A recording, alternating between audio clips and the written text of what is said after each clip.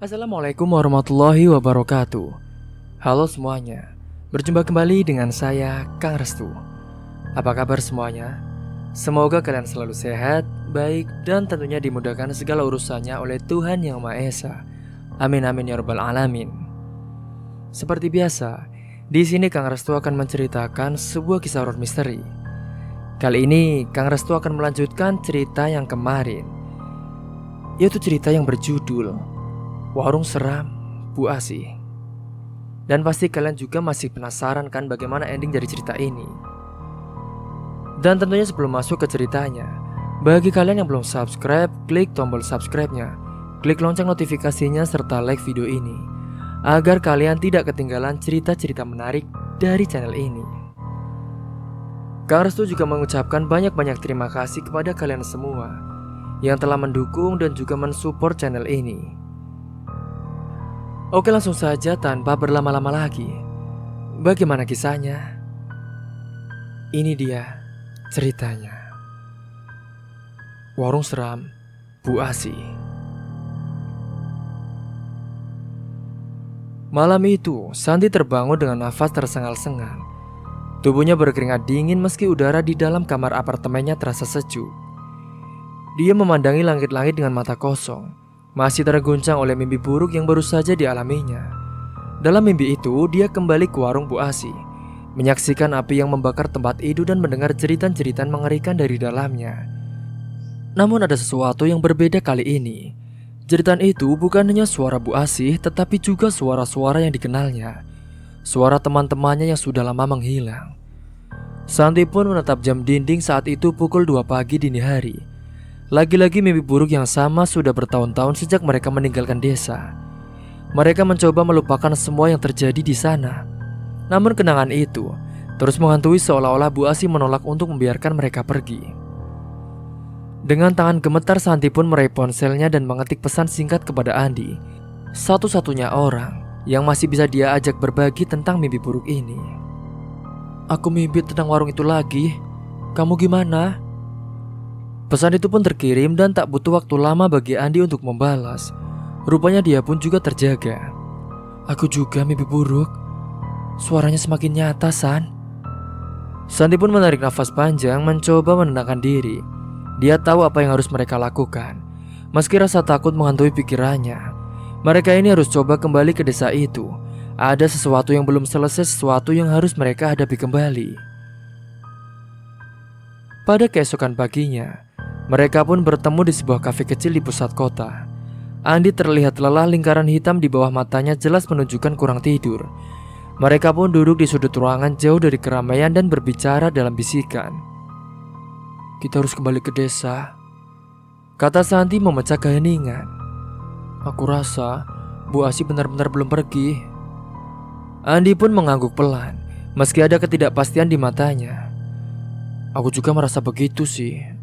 Tapi, apa kita siap untuk kembali ke sana? Semua kenangan itu..." Santi terdiam sejenak, mencoba menemukan kata-kata yang tepat. "Kita harus, Andi. Kalau tidak, mimpi-mimpi ini akan terus menghantui kita. Dan bukan cuma kita, warga desa juga mungkin dalam bahaya lagi." Andi pun menatap keluar jendela, melihat orang-orang yang berlalu lalang di jalan. "Aku dengar dari kabar orang-orang di desa. Katanya ada beberapa orang yang hilang belakangan ini. Dan mereka menemukan boneka di tempat-tempat yang aneh, seperti waktu itu." Santi merasakan jantungnya berdetak lebih cepat. "Kita harus segera ke sana sebelum semuanya menjadi lebih buruk." Mereka pun memutuskan untuk berangkat ke desa pada akhir pekan itu. Perjalanan ke desa terasa sangat panjang, meskipun sebenarnya hanya memakan waktu beberapa jam. Setiap kilometer yang mereka tempuh, kenangan buruk semakin nyata di pikiran mereka. Ketika mereka tiba di gerbang desa, suasana suram langsung menyambut mereka. Jalan-jalan terlihat sepi, rumah-rumah tampak tak terurus, dan angin dingin pun berembus membawa serta aroma lembab dan anyir yang tidak mengenakan. Desa itu tampak seperti tempat yang dilupakan oleh waktu. Tidak ada keceriaan, tidak ada tawa anak-anak yang bermain di jalanan seperti dulu. Bahkan hewan-hewan peliharaan pun tampaknya menghilang. Santi merasakan hawa dingin menjalari tulang belakangnya. Mereka pun berjalan menuju rumah kepala desa, yaitu Pak Surya. orang yang dulu selalu bisa mereka andalkan untuk informasi.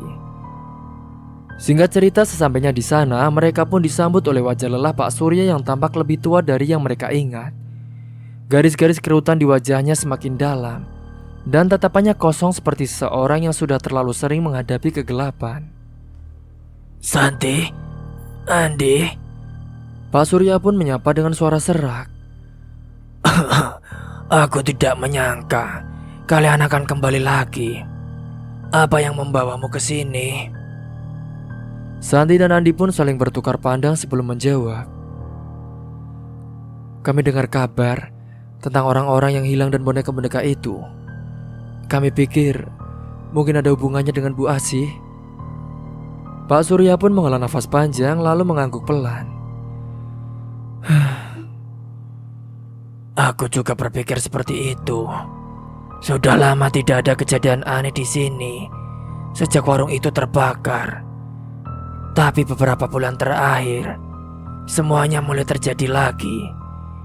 Beberapa orang desa menghilang tanpa jejak, dan boneka-boneka itu muncul di tempat-tempat aneh. Kami bahkan menemukan satu di depan rumah ini beberapa minggu yang lalu. Mendengar itu, Santi pun merasakan hawa dingin menyelimuti tubuhnya. Apa ada yang tahu siapa yang memasang boneka-boneka itu? Pak Surya pun hanya menggeleng. Tidak ada yang tahu. Kami hanya menemukannya begitu saja. Tapi aku yakin ini adalah peringatan kalau Bu Asih memang belum pergi, dan dia mungkin akan kembali lebih kuat dari sebelumnya. Santi dan Andi merasa perasaan mencekam merayap semakin dalam. Mereka berdua pun tahu bahwa mereka harus melakukan sesuatu, tetapi mereka belum tahu apa yang harus mereka lakukan. Malam itu Santi dan Andi pun memutuskan untuk tinggal di rumah peninggalan keluarganya yang sudah lama mereka tinggalkan. Rumah itu masih berdiri kokoh di tepi desa, tak jauh dari hutan tempat warung Bu Asih dulu berada. Meskipun sudah lama tidak ditempati, rumah itu masih menyimpan aroma kenangan masa lalu. Namun ada sesuatu yang lain, suasana aneh yang membuat mereka merasa tidak nyaman. Malam pun semakin larut, dan ketegangan semakin terasa. Angin pun berembus kencang menerbangkan daun-daun kering yang menumpuk di halaman. Santi dan Andi duduk di ruang tamu menatap api yang berkedip-kedip di perapian. Suara-suara malam di luar rumah membuat mereka lebih waspada. Tiba-tiba terdengar suara ketukan pintu di depan. Santi dan Andi saling menatap, kemudian berdiri dengan hati-hati. Mereka membuka pintu perlahan dan di luar sana, mereka menemukan sebuah boneka kecil yang diletakkan di depan pintu. Boneka itu terbuat dari jerami, dengan wajah yang terukir kasar. Mata boneka itu pun tampak seolah menatap langsung ke dalam jiwa mereka. Andi pun menelan ludah dengan susah payah. Ini pasti peringatan. Santi memandang boneka itu dengan perasaan ngeri. Kita tidak bisa menunggu lebih lama lagi. Besok kita harus ke tempat warung itu. Kita harus mencari tahu apa yang terjadi. Malam itu, mereka pun tidur dengan perasaan yang was-was. Mimpi buruk kembali menghantui mereka, kali ini lebih jelas, lebih nyata. Mereka pun melihat Bu Asih berdiri di tengah hutan. Dia tersenyum dengan senyum mengerikan, sementara boneka-boneka jerami bergerak sendiri di sekitarnya. Suara tawa jahatnya menggema memenuhi telinga mereka. Pada pagi harinya, Santi dan Andi pun terbangun dengan tubuh lemas dan pikiran yang kacau.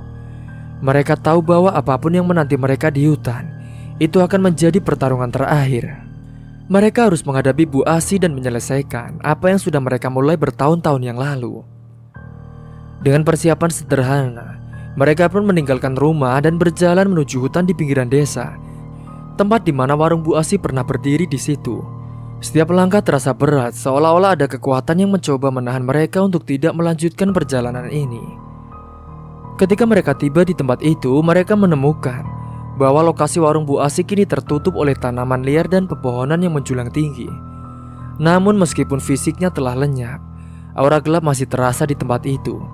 Santi dan Andi pun merasakan hawa dingin yang tidak alami, seolah-olah mereka diawasi oleh mata yang tak terlihat. Mereka pun berdiri di sana terdiam merasakan ketegangan yang begitu kuat. Tak ada suara selain desiran angin antara dedaunan. Tapi di balik ketenangan itu ada sesuatu yang mengintai mereka. Sesuatu yang sangat kuat dan juga berbahaya. Andi pun menatap Santi dengan mata penuh ketakutan. "Kamu siap?" Santi pun mengangguk meskipun hatinya diliputi oleh kecemasan. "Kita tidak punya pilihan lain." Mereka pun melangkah masuk ke dalam kegelapan hutan. Mereka siap menghadapi teror yang mungkin menunggu mereka. Warung Bu Asi pun mungkin sudah terbakar, tetapi terornya belum berakhir. Sesuatu yang lebih menyeramkan sedang menunggu mereka di sana.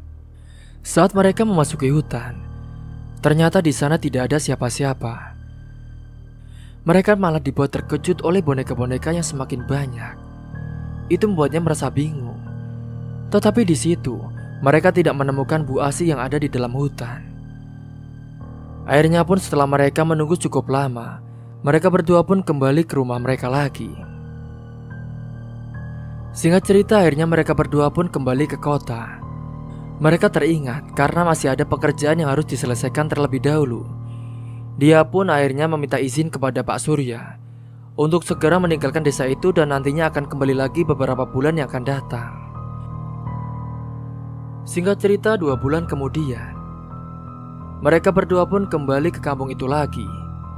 Santi dan Andi berjalan menyusuri jalan-jalan desa yang kini tampak asing bagi mereka. Wajah-wajah baru menghiasi tempat ini, menggantikan penduduk lama yang sudah lama pergi. Suasana desa pun tampak tenang dari permukaan. Namun Santi bisa merasakan sesuatu yang janggal. Rasa dingin menyelinap di sela-sela nafasnya, seolah-olah desa ini masih menyimpan luka yang belum sembuh. Ketika mereka sampai di lokasi warung Bu Asi yang 2 bulan lalu dia lihat, mereka terkejut melihat bangunan baru berdiri di sana. Warung itu pun dibangun kembali dengan dinding kayu yang tampak kokoh dan cat yang masih segar. Warung baru itu pun seolah-olah mengingkari sejarah kelam yang pernah terjadi di tempat itu. Bagaimana bisa? Gumam Andi, matanya pun terpaku pada warung itu. Siapa yang berani membangun warung di sini? Santi pun tidak bisa berkata-kata, bayangan kenangan lama kembali menghantamnya dengan keras. Tetapi dia mencoba untuk tetap tenang. Kita harus mencari tahu siapa yang memiliki tempat ini sekarang. Mereka pun mendekati warung dan melihat seorang pria muda di dalam yang sedang mengatur barang-barang di rak. Dia pun tampak sibuk, namun begitu melihat kedatangan Santi dan Andi, pria itu pun menghentikan kegiatannya dan menyambut mereka dengan senyum yang ramah. "Selamat datang, ada yang bisa saya bantu?" tanyanya, suaranya penuh semangat. Santi dan Andi pun saling pandang sejenak sebelum Santi memberanikan diri untuk bertanya. "Maaf, apa Anda pemilik warung ini?" Pria itu pun mengangguk. "Iya, nama saya Arman. Saya baru saja pindah ke desa ini beberapa bulan lalu dan memutuskan untuk membuka warung. Mengapa? Apakah ada yang salah?" Andi pun menggelengkan kepala perlahan, mencoba menahan kekhawatirannya. Tidak ada yang salah. Hanya saja warung ini punya sejarah yang tidak biasa." Arman pun saat itu tertawa kecil, seolah-olah dia tidak percaya. "Oh, saya sudah mendengar beberapa cerita dari penduduk desa tentang tempat ini yang katanya angker, dan tentang seorang wanita tua yang pernah tinggal di sini. Tapi itu kan hanya cerita rakyat, bukan?" Santi pun menggigit bibirnya, ragu-ragu untuk menjelaskan lebih jauh. "Cerita itu lebih dari sekedar legenda, Arman. Kami pernah mengalami sesuatu di sini, dan itu bukan hal yang bisa diabaikan begitu saja." Arman pun menatap mereka dengan rasa penasaran. "Benarkah?" "Sejujurnya, sejak saya membuka warung ini, saya memang mengalami beberapa hal aneh. Kadang-kadang saya mendengar suara-suara di malam hari, seperti langkah kaki atau pintu yang juga terbuka sendiri. Dan ada juga saat-saat di mana saya merasa diawasi, meskipun saya sendirian." Santi merasa bulu kuduknya meremang mendengar pengakuan Arman. "Apakah kamu melihat sesuatu yang tidak biasa? Mungkin bayangan atau boneka?" Arman pun saat itu terdiam sejenak, seolah-olah sedang mengingat-ingat sesuatu. "Iya, bayangan. Aku melihatnya sekali. Dia bergerak di sudut mata saya. Saya pikir itu hanya imajinasi. Tapi boneka? Tidak, saya belum pernah melihat boneka di sini. Andi yang dari tadi mendengarkan dengan cemas, tiba-tiba dia pun berbicara dengan nada serius. Arman, kamu harus berhati-hati. Tempat ini, warung ini, pernah menjadi pusat dari sesuatu yang sangat jahat. Bu Asi wanita yang pernah tinggal di sini bukanlah orang biasa. Dia melakukan hal-hal yang tidak bisa dijelaskan oleh akal sehat. Arman pun kembali tertawa, meskipun ada nada gugup dalam tawanya. Kalian pasti bercanda kan? Bagaimana mungkin seorang wanita tua bisa menjadi pusat dari hal-hal jahat? Sandi dan Adi pun saling bertukar pandang. Mereka tahu bahwa apa yang akan mereka katakan mungkin terdengar tidak masuk akal. Tetapi mereka harus memperingatkan Arman. Bu Asih adalah seorang dukun, Arman, kata Santi dengan pelan. Dia melakukan ritual-ritual gelap.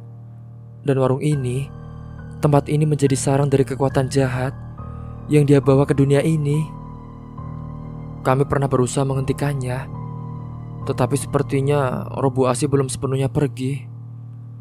Apa yang kamu alami mungkin adalah tanda bahwa dia masih ada di sini. Arman pun terdiam. Tatapannya mulai berubah, kini rasa penasaran di matanya telah digantikan oleh ketakutan yang mulai merayap.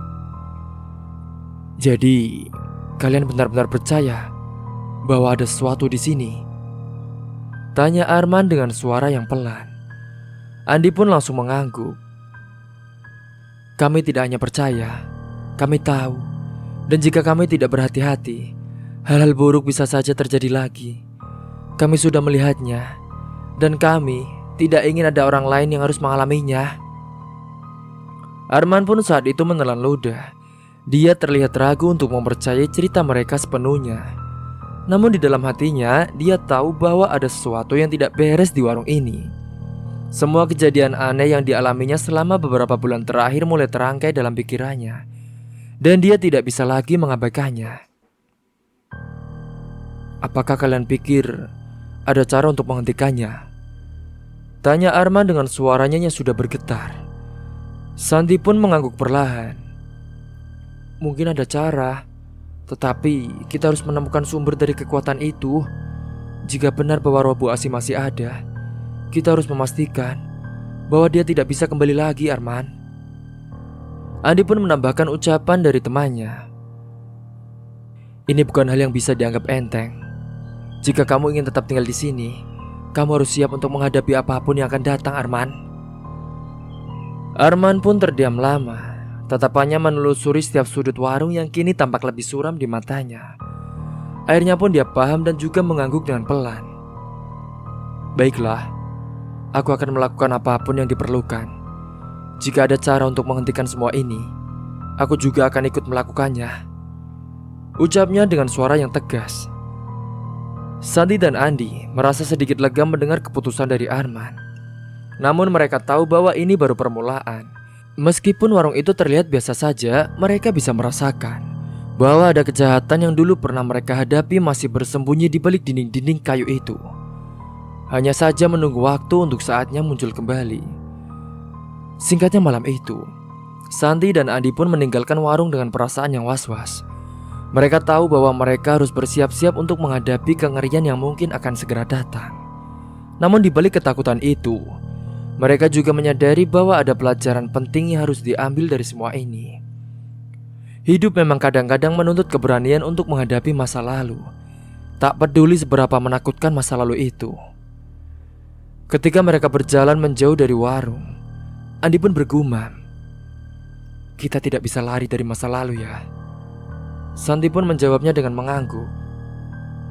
Tidak, kita tidak bisa. Tapi kita bisa mencoba memperbaiki kesalahan dan memastikan hal yang sama tidak terjadi lagi.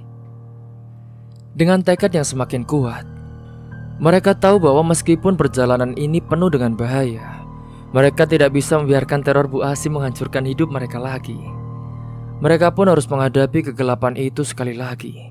Dan kali ini mereka harus memastikan bahwa semuanya benar-benar berakhir. Singkat cerita, malam pun mulai menyelimuti desa dengan kelam. Santi, Andi, dan Arman berdiri di depan warung. Mereka bersiap untuk memulai penyelidikan mereka dengan perlengkapan sederhana, yaitu antara lain senter, kamera, dan juga beberapa jimat. Mereka lalu memasuki warung yang kini terasa lebih menakutkan daripada sebelumnya. Warung itu meskipun baru dibangun memiliki aura yang tak bisa dijelaskan dengan kata-kata. Dindingnya yang baru saja dicat seolah menyimpan rahasia kelam di baliknya. Ketika mereka melangkah masuk, Arman pun langsung mematikan lampu meninggalkan mereka dalam kegelapan yang disorot oleh senter-senter mereka. Jadi, apa yang harus kita lakukan? Tanya Arman, suaranya pun sedikit bergetar. Santi lalu menatap sekeliling. Kita harus mencari jejak-jejak gaib yang mungkin masih ada di sini. Boneka-boneka itu, ritual-ritual yang Bu Asih lakukan, semua itu mungkin masih saja menyisakan bekas. Andi pun mengangguk dengan setuju. Tapi kita harus berhati-hati. Keberadaan Bu Asih mungkin belum sepenuhnya lenyap. Ketika mereka mulai menyusuri warung, suasana pun semakin mencekam. Suara desiran angin di luar terdengar seolah-olah bergabung dengan gemuruh yang berasal dari dalam warung. Bayangan-bayangan aneh bergerak di sudut-sudut mata mereka. Namun ketika mereka menoleh, ternyata tidak ada apa-apa di sana. Mereka hanya menemukan sebuah lemari kecil di pojok ruangan yang sudah tertutup rapat. Dengan hati-hati Santi pun membuka lemari itu dan menemukan beberapa benda-benda yang aneh. Antara lain ada boneka-boneka jerami kecil, lilin-lilin hitam, dan beberapa kertas yang tampaknya berisi tulisan-tulisan dalam bahasa yang tidak mereka mengerti. Tiba-tiba saat itu Andi pun merasakan hawa dingin yang menyelimuti ruangan tersebut. Ini terlihat seperti benda-benda yang pernah ada di altar Bu Asih, kata Andi, suaranya pun bergetar. Tapi, kenapa ada di sini ya? Arman pun langsung menatap benda-benda itu dengan ketidakpastian. Aku tidak pernah melihatnya sebelumnya. Aku hanya menemukan beberapa benda aneh yang sudah ada di sini ketika aku mulai membuka warung. Aku kira itu hanya hiasan lama. Santi pun memandang benda-benda itu dengan hati-hati. Kita harus memeriksa lebih lanjut. Jika Bu Asih masih ada, benda-benda ini mungkin memiliki kekuatan untuk memanggilnya kembali. Singkat cerita, setelah percakapan itu, malam pun semakin larut. Ketika mereka duduk di meja, mereka mencoba menganalisis penemuan mereka. Suara-suara aneh mulai terdengar dari luar. Suara langkah kaki, seperti seseorang yang berjalan di sekitar warung. Padahal mereka tahu bahwa tidak ada orang lain di sekitar.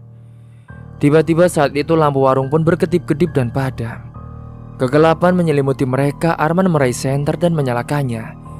Tetapi sinarnya bergetar. Di luar mereka bisa melihat bayangan hitam bergerak di antara pohon-pohon. Hah? Apakah itu? Arman berbisik, matanya pun terbelalak. Santi pun mencoba berusaha tetap tenang. Itu adalah tanda bahwa Bu Asih mencoba berkomunikasi. Kita harus tetap fokus. Mereka pun segera mengatur strategi. Santi memutuskan untuk melakukan ritual sederhana menggunakan jimat yang mereka bawa, berharap itu bisa menghalau energi negatif. Andi pun menyusun ulang benda-benda yang mereka temukan di lemari. Dia mencoba mencari pola yang mungkin bisa membantu mereka. Tetapi tiba-tiba, teriakan Arman menggema di ruang warung. Ketika Santi dan Andi menoleh, mereka melihat boneka-boneka jerami kecil yang tampaknya menyerupai Arman, yang telah diletakkan di depan pintu warung. Boneka itu pun memiliki mata hitam yang mengerikan dan juga senyum yang jahat. Arman pun saat itu mundur. Ketakutan yang mendalam terlukis di wajahnya. Ini, boneka itu terlihat seperti saya. Santi mencoba untuk menenangkan Arman. Jangan panik. Ini mungkin cara Bu Asih untuk menunjukkan bahwa dia masih ada di sini. Kita harus tetap tenang dan fokus. Mereka pun segera kembali ke meja, mencoba menganalisis informasi yang mereka miliki. Santi menyadari bahwa ada pola tertentu dalam benda-benda yang mereka temukan. Tulisan-tulisan dalam bahasa kuno tampaknya menggambarkan ritual pemanggilan roh jahat.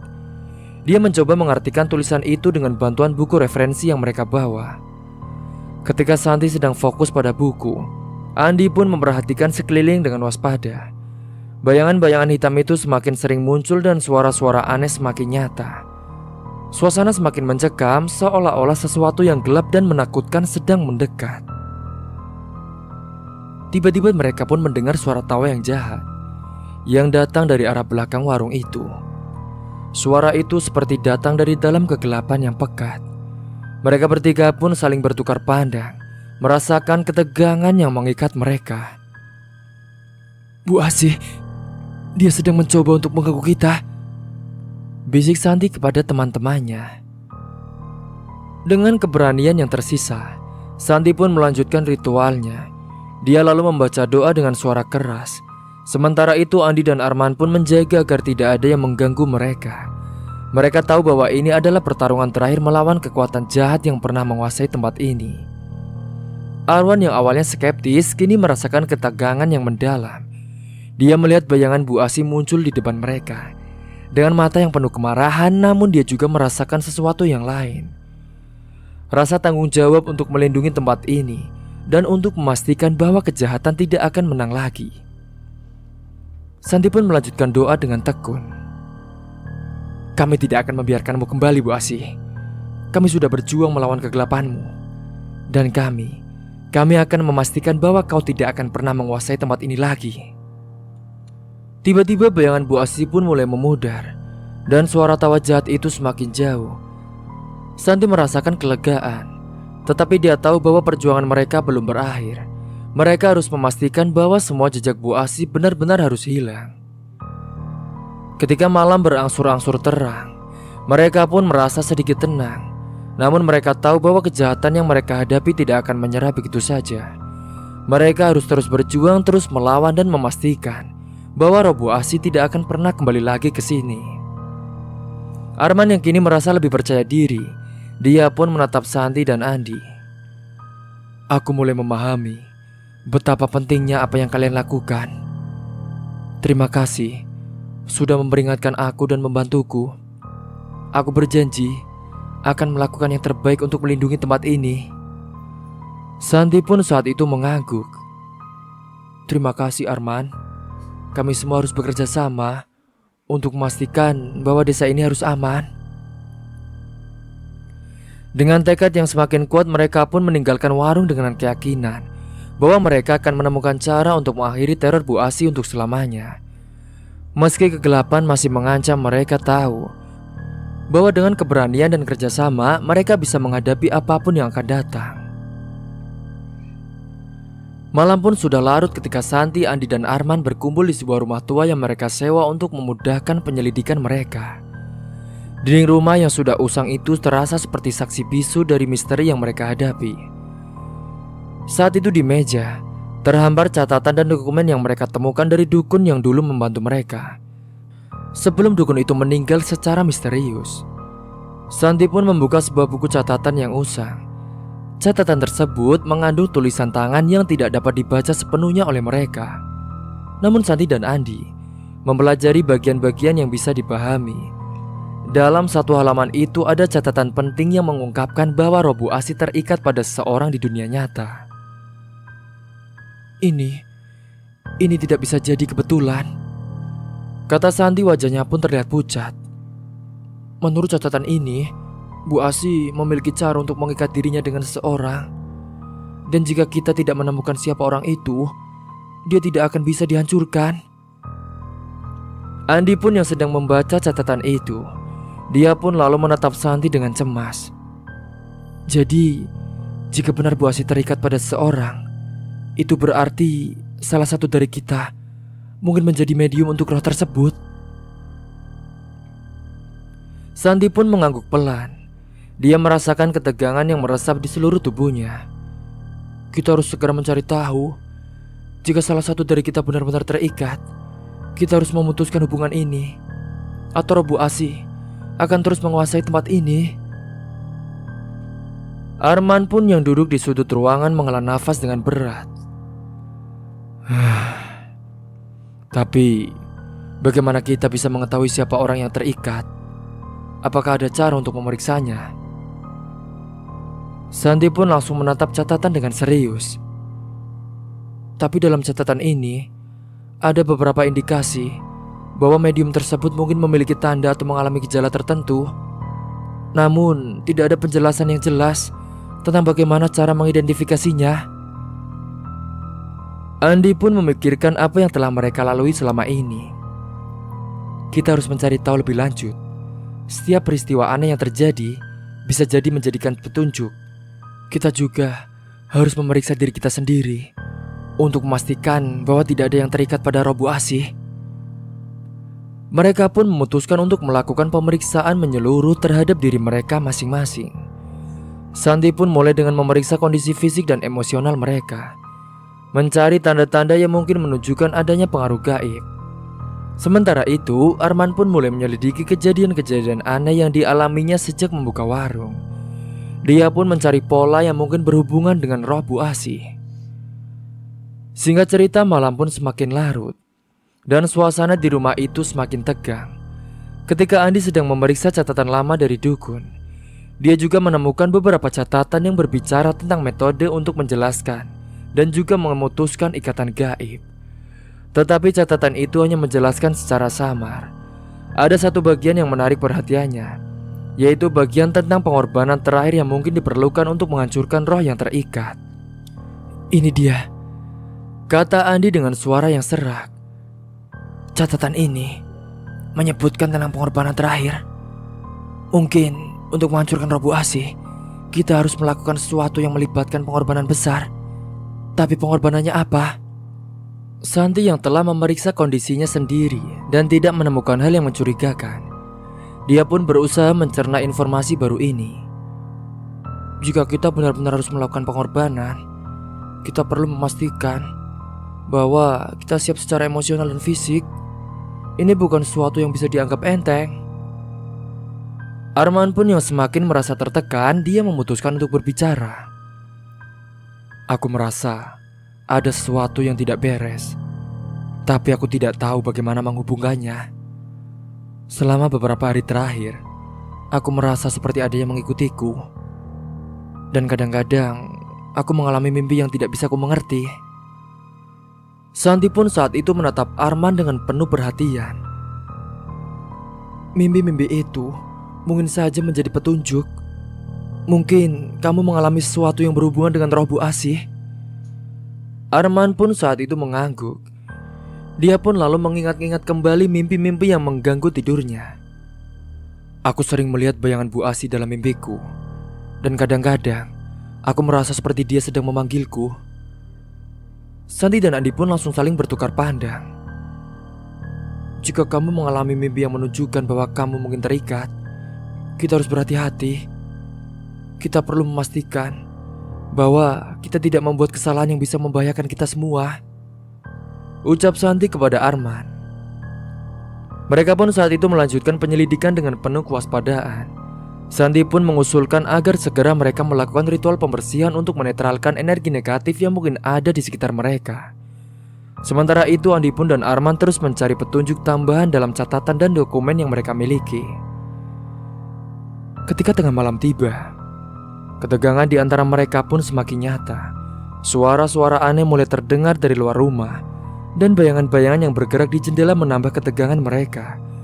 Mereka tahu bahwa Bu Asih mungkin sedang mencoba mengganggu mereka dan mereka pun harus tetap fokus. Akhirnya saat itu mereka pun memutuskan untuk melakukan ritual pembersihan. Santi dan Andi pun mengatur benda-benda yang diperlukan.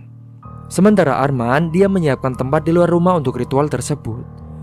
Mereka pun berdoa dengan penuh keyakinan, berharap bahwa ini akan membantu mengidentifikasi dan menghentikan roh Bu Asih. Saat ritual dimulai, udara di sekitar mereka terasa dingin, dan cahaya lilin pun bergetar dengan kuat. Arman merasa ketegangan yang semakin memuncak di dalam dirinya. Dia juga mulai merasa tidak nyaman, dan mimpi-mimpi buruk yang pernah mengganggunya kembali muncul di dalam benaknya. Tiba-tiba Arman pun merasa tubuhnya mulai terasa berat, dan suara-suara aneh pun mulai terdengar. Dia merasa ada sesuatu yang menariknya ke dalam kegelapan. Santi dan Andi pun melihat perubahan dalam diri Arman, dan mereka pun tahu bahwa mereka mungkin saja telah menemukan orang yang terikat dengan roh Bu Asih. Santi pun saat itu langsung berteriak, "Arman, tetap tenang Arman. Ini adalah bagian dari ritual. Jangan biarkan roh Bu Asi mengendalikan kamu." Andi pun berusaha untuk menjaga ritual tetap pada jalurnya. Sambil membaca doa-doa yang diperlukan, Arman pun meskipun ketakutan, dia berusaha untuk tetap fokus dan mengikuti arahan mereka. Dia tahu bahwa untuk menghentikan roh Bu Asi, dia harus menghadapi ketakutan terbesarnya dan melakukan pengorbanan yang mungkin diperlukan. Dengan penuh keberanian, Arman pun melangkah maju menghadap ke arah tempat lilin menyala dan berbicara dengan suara yang bergetar. "Aku siap untuk menghadapi apapun yang diperlukan untuk menghentikan roh Bu Asi. Jika ini adalah pengorbanan yang harus kulakukan, aku akan melakukannya." Dengan dukungan dari Santi dan Andi, ritual pun terus berlangsung. Mereka lalu mengaktifkan jimat dan mengucapkan doa terakhir yang diharapkan dapat memutuskan ikatan gaib dan menghapus kekuatan Bu Asi. Ketika ritual mencapai puncaknya, tiba-tiba suasana di sekitar mereka pun berubah. Suara-suara aneh mereda dan bayangan-bayangan yang mengganggu mulai menghilang. Arman juga merasakan sesuatu yang meringankan beban di tubuhnya, dan dia merasa seperti terlepas dari pengaruh gaib. Santi dan Andi pun merasa lega, tetapi mereka juga tahu bahwa ini masih belum berakhir. Meskipun mereka telah menghadapi dan mengatasi sebagian besar teror, mereka harus tetap waspada untuk memastikan bahwa Bu Asi benar-benar tidak akan kembali. "Mari kita tunggu sampai pagi dan pastikan tidak ada lagi gangguan. Kita akan tahu jika Bu Asi sudah benar-benar pergi," kata Santi. Mereka bertiga pun duduk di luar rumah, menunggu dengan cemas dan penuh harapan. Mereka tahu bahwa pengorbanan Arman mungkin telah menyelamatkan mereka dari kegelapan yang mengancam, dan mereka berharap bahwa mereka akhirnya bisa mengakhiri penderitaan yang telah berlangsung lama. Pada keesokan malam itu, ketegangan yang menggelayuti udara pun terasa semakin berat. Santi, Andi, dan Arman dia berdiri di depan warung yang kini terbengkalai, dikelilingi oleh lilin-lilin dan jimat-jimat yang disusun dengan hati-hati. Mereka tahu bahwa malam ini adalah malam penentuan, dan setiap detik berharga dalam usaha mereka untuk menghentikan roh Bu Asi yang masih berkeliaran. Arman pun wajahnya tampak semakin cemas, merasakan sebuah dorongan kuat di dalam dirinya. Selama ritual dia mengalami kilasan kenangan yang mengungkapkan bahwa dia adalah keturunan dari keluarga Bu Asi. Hal ini menjelaskan mengapa roh Bu Asi terus mengincarnya, karena darahnya masih mengalir di dalam tubuhnya. Santi pun menatap Arman dengan penuh keprihatinan. "Arman, jika kamu benar-benar terikat dengan roh ini, mungkin kamu harus menjadi bagian dari ritual ini. Ada kemungkinan kita perlu mengorbankan salah satu dari kita untuk menghancurkan ikatan ini." Arman pun saat itu menelan air liur. Dia sangat merasa berat hati. "Aku tahu, tapi aku tidak bisa membiarkan ini terus berlanjut. Jika ada cara untuk mengakhiri semua ini dan melindungi kalian, maka aku harus melakukannya." Andi yang berdiri di samping Santi, dia mencoba menenangkan suasana. "Apapun yang terjadi, kita harus siap menghadapi resiko ini. Kalian berdua adalah teman baikku, dan aku ingin memastikan bahwa kita semua harus selamat." Santi pun mengangguk. Dia lalu menyiapkan lilin-lilin dengan penuh perhatian, sementara Andi memeriksa catatan yang telah mereka buat. "Ritual ini harus dilakukan dengan sangat hati-hati. Jika tidak, roh Bu Asi maka bisa kembali." Saat mereka sedang memulai ritual, suasana pun menjadi semakin mencekam. Lilin-lilin berkedip, bayangan-bayangan bergerak, dan suara-suara aneh mulai terdengar. Bu Asi pun muncul di depan mereka.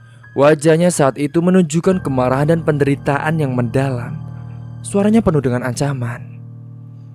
"Kalian tidak akan pernah bisa menghentikanku. Aku akan kembali selama ada darahku di dunia ini," teriak Bu Asi dengan suaranya yang menggema dan mengerikan di seluruh ruangan. Santi dan Andi pun dengan tangan mereka bergetar. Mereka pun memimpin ritual dengan doa dan mantra-mantra. Mereka tahu bahwa mereka harus melawan dengan semua kekuatan yang mereka miliki untuk menghancurkan roh Bu Asi. Namun tiba-tiba, Arman pun merasakan dorongan kuat untuk melakukan sesuatu. Bayangan-bayangan dari masa lalu dan kenangan yang telah dia simpan datang menyerbu pikirannya. Dia menyadari bahwa satu-satunya cara untuk menghentikan Bu Asih adalah dengan mengorbankan dirinya, menghancurkan ikatan darah yang mengikat roh itu pada dunia nyata. Ini adalah saatnya, kata Arman, suaranya pun penuh dengan tekad. Aku akan melakukan pengorbanan ini untuk menghentikan Bu Asih. Kalian harus menyelesaikan ritual ini dan memutuskan ikatan terakhir. Sandi dan Andi pun saling bertukar pandang. Mereka menyadari bahwa mereka harus siap menghadapi kenyataan pahit ini. Jika kamu yakin yang harus kamu lakukan, kami akan mendukungmu, Arman, kata Sandi, suaranya pun penuh rasa hormat dan keharuan. Arman pun dengan bantuan Sandi dan Andi, dia mulai menjalani ritual terakhir. Dia berdiri di depan altar, jimat dan lilin pun terpasang di sekelilingnya. Ritual ini membutuhkan energi dan komitmen yang sangat luar biasa. Dengan tekad yang kuat, Arman pun meletakkan tangannya di atas jimat. Dia lalu merasakan energi gaib yang menyelimuti dirinya. Roh Bu Asih pun semakin mendekat. Dengan kemarahannya semakin meningkat. Kalian semua akan menderita untuk tindakan kalian. Aku tidak akan pernah pergi, ucapnya dengan suara yang sangat mengerikan. Sandi dan Andi pun terus membaca doa dan mantra. Mereka berusaha keras untuk menjaga fokus mereka. Arman pun dengan keberanian yang luar biasa, dia mengarahkan energi gaib ke jimat. Dia berusaha memutuskan ikatan darah yang mengikat pada roh Bu Asih. Tiba-tiba saat itu, Arman merasa tubuhnya menjadi semakin ringan, dan seolah-olah roh Bu Asih pun menyerap pada dirinya. Ini adalah akhir dari semuanya. Semoga ini bisa menghentikan teror ini selamanya, ucapnya dengan suara penuh keberanian. Dengan tekad yang semakin kuat, Arman pun meresapi proses pengorbanan. Dan lilin-lilin di sekeliling altar menyala dengan cahaya yang semakin terang. Tiba-tiba saat itu terjadi ledakan energi yang kuat. Dan roh Bu Asih pun menjerit dengan kemarahan yang terakhir sebelum akhirnya menghilang dalam kilatan cahaya. Ketika kegelapan mereda dan suasana menjadi tenang, Sandi dan Andi pun merasa ada kelegaan yang mendalam. Mereka menyadari bahwa roh Bu Asih akhirnya telah dihancurkan. Namun Arman telah mengorbankan dirinya dalam proses itu. Sandi dan Andi pun dengan air mata di mata, mereka berdiri di depan altar yang kini kosong. Arman telah memberikan pengorbanan. Dia memberikan pengorbanan terbesar untuk menghentikan roh Bu Asih. Kita harus menghormati pengorbanannya dan memastikan bahwa ini tidak akan terulang lagi, ucap Sandi dengan penuh haru. Andi pun mengangguk merasakan rasa kehilangan yang mendalam. Arman telah memberikan contoh yang luar biasa tentang keberanian dan juga pengorbanan. Kita harus melanjutkan hidup dengan pelajaran yang telah kita pelajari. Singkat cerita, mereka pun meninggalkan warung yang kini kosong dengan hati yang penuh dengan rasa haru dan kehilangan. Warisan kegelapan yang ditinggalkan oleh Bu Asih tidak akan pernah benar-benar menghilang. Namun mereka telah melakukan segalanya untuk menghentikannya. Ketika mereka meninggalkan desa dan melanjutkan perjalanan hidup mereka, Sandi dan Andi pun membawa pelajaran berharga tentang harga dari tindakan masa lalu. Mereka tahu bahwa pengorbanan Arman tidak hanya menyelamatkan mereka, tetapi juga memberikan pelajaran mendalam tentang keberanian, cinta dan harga dari tindakan yang dilakukan di masa lalu. Cerita pun selesai. Akhir dari cerita ini mengajarkan bahwa meskipun kegelapan mungkin meninggalkan jejak yang mendalam, keberanian dan pengorbanan dapat membawa cahaya dan harapan ke dalam dunia yang penuh dengan ancaman. Cerita pun tamat. Semoga kalian bisa mengambil cerita ini dengan penuh pembelajaran dan nilai-nilai positif yang bisa dipelajari, dan kalian juga bisa membuang-buang jauh-jauh sisi negatifnya. Semoga kita semua dalam lindungan Allah Subhanahu wa Ta'ala dan dijauhkan dari hal-hal yang demikian. Mungkin itu saja yang dapat Kang Restu sampaikan. Kurang lebihnya mohon maaf apabila ada salah kata ataupun ucapan yang kurang berkenan bagi kalian semua. Sampai jumpa di cerita selanjutnya. Akhir kata, wassalamualaikum warahmatullahi wabarakatuh. See you.